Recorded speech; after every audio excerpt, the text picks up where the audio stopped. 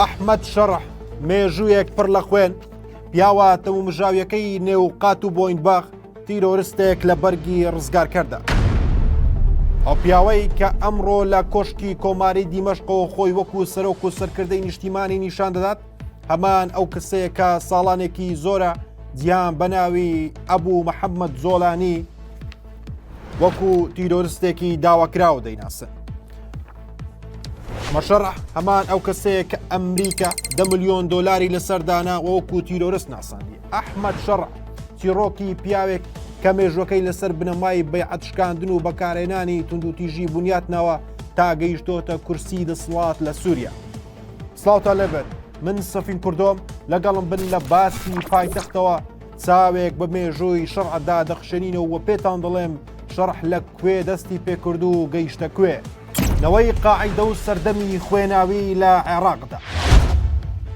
ژیانی سیاسی و سەربازی ئەحمەد شەڕح لە ناو توندڕەوترین گروپەکانی جیهانەوە دەستی پێکرد. ئەو یەکێک بوو لە قوتابیە دڵسۆزەکانی موسعەب زەرقاوی لە عێراق. لەوێ فێری ئەو بوو چۆن ئۆتۆمبیڵی بۆ ڕێژکرا و تەقینەوە خۆکوژیەکان وەکو ئامرازێک بۆ سڵکردنەوەی نێارەکانی بەکار بهێنێت.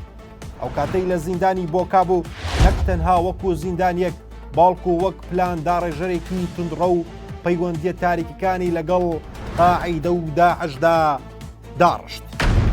بەرەی نووسڕا هەناردەکردنی تیرۆر بۆ سووریا. کاتێک ساڵی 2011 ئەحمەد شەڕح گەڕایەوە سووریا نەک بۆ ئازادکردنی گەل بەڵکو بۆ چەسپاندنی دەسەڵاتی قاعیدە بەرەی نووسڕەی دروست کرد. لەژێر فەرمانی ئەودا سەدان تەقینەوەی خۆکوژی لە ناو شارەکان ئەنجام درا کە بوونە هۆی کوژرانی هەزاران هاوڵاتی بێتاوان. ئەو سەردەما جۆڵانی شانەزی بە تەکفیرکردنی کۆمەڵگە و سەپاندنی یاسا توندەکان دەکرد.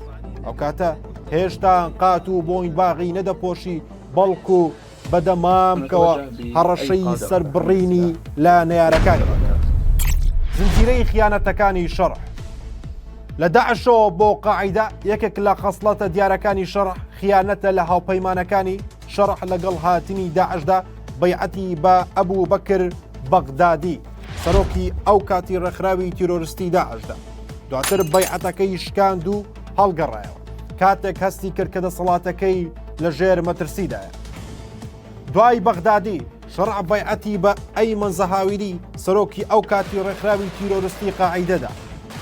کەچی دوای ئەوەی قاعیدە فشارێکی نێودوڵەتی لەسەر بوو و بەردەوام هێرشی دەکرایە سەر، شەڕح لە زەهاویری هەڵگەڕایەوە و بەیعەتی شکاند. ئەم هەنگاو و بەیعەت شکاندنانەی شەڕح لە گۆڕینی فکری نەبوون بەڵکو تەنها ئامانجیمانەوە و دوورکەوتنەوە بوو لە لیستی تیرۆر. ئیدلیب تاقیگەی چەوساندنەوە. پێش ئەوەی بگاتە دیمەشق، شەڕح لە ئیدلیب دەوڵەتێکی بچووکی دروست کرد لەوێ ڕووی ڕاستەقینەی خۆی نیشاندا. لە چەند خاڵێک پێتان دەڵێم شەڕح لە ئیدلیب چی کرد. یەکەمیان سەرکوتکردنی چاڵەکوانان، هەر کەسێک ڕخنەی لێ بگرتایە چارەنووسی زیندانە تاریکەکانی دەستەی تەحریر الشام دەبوو. دووەمیان ئەشکەنجەدان، راپۆرتە نێودوڵەتیەکان باس لە بوونی ئەشکەنجەی سیستەماتیک لە زیندانەکانی شەڕعدا دەکات. سێەم قۆڕخکاری ئابووری. هەموو سەرچاوەدارەیەکانی ئیدلیب بۆ بەرژەوەندی گروپەکەی خۆی بەکاردەهێنا وە خەڵکی لە هەژاریدا دەژیان. گەمەی گۆڕینی ناو و ڕوخسار.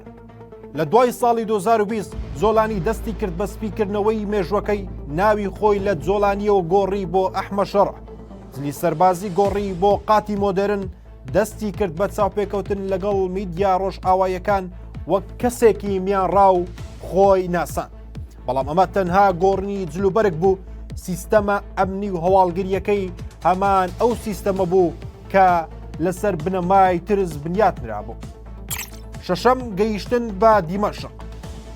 سەرۆکێکی نوێ یان دیکتاتۆرێکی نوێ. لە کۆتای ساڵی 2024دا لەگەڵ ڕوخانی ڕژێمی ئەسەد، ئەحمەد شەڕح وەک کەسی یەکەمی سووریا دەرکەوت. ئێستا لە کورسیەک دانیشتووە کە پێشتر بە خوێنی سووریەکان سوور بوو.